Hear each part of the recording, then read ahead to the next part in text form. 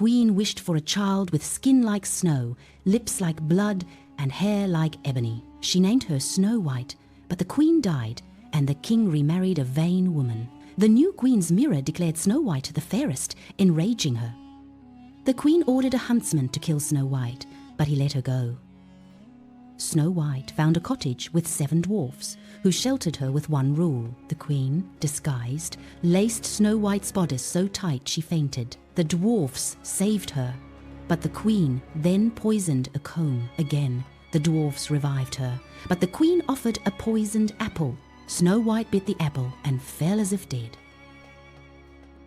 The dwarfs made a glass coffin, watched over on a hill. A prince stumbled, dislodging the apple, waking Snow White. The prince asked for her hand, and she agreed. The dwarfs were welcomed as family, and the queen learned of the wedding. The queen recognized the bride and withdrew, defeated. Snow White and the prince ruled with care, remembering past dangers. The dwarfs visited often, and the path stayed worn. Once upon a time, a queen pricked her finger and wished for a daughter. She wanted skin like snow, lips like blood, and hair like ebony. The queen had a daughter and named her Snow White. Sadly, the queen died, and the king remarried a vain woman. The new queen had a magic mirror she consulted daily. She asked, "Who is the fairest of them all?" For years, the mirror said the queen was the fairest.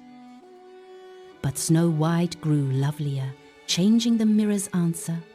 The queen was furious and ordered a huntsman to kill Snow White. He couldn't do it and told Snow White to run away. Lost in the forest, Snow White found a cottage. Inside were 7 plates, mugs, and beds. 7 dwarfs returned from their mine at dusk. Snow White told her story, and they offered shelter. They warned her not to open the door to anyone. The mirror revealed Snow White was still alive. The queen disguised herself as a peddler and tried 3 times to trick Snow White. First, she laced the body so tight Snow White fainted. The dwarfs cut the laces and saved her. Next, she slid a poisoned comb into Snow White's hair. The dwarfs pulled it out and revived her again. Finally, she offered a poisoned apple, red on one side. Snow White bit the red side and fell as if dead. The dwarfs couldn't bury her, so they made a glass coffin. They kept watch on a forest hill. A prince saw Snow White and asked to take the coffin. As his men lifted it, they stumbled, dislodging the apple. Snow White woke up. The prince asked for her hand in marriage.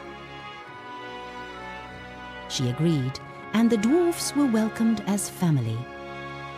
Hearing of the wedding, the queen questioned her mirror.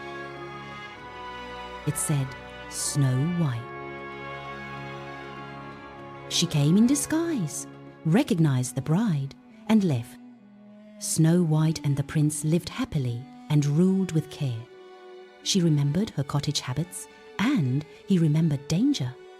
The dwarfs visited often. The path between the hill and the palace stayed worn. The tale ends with danger faced and deceit unmasked. A life was returned and happiness reigned. This is a story of kindness, resilience, and love. It teaches us to be wary of appearances and to value true friendship and family. It shows that even in the darkest times, hope can prevail, and that love can conquer all.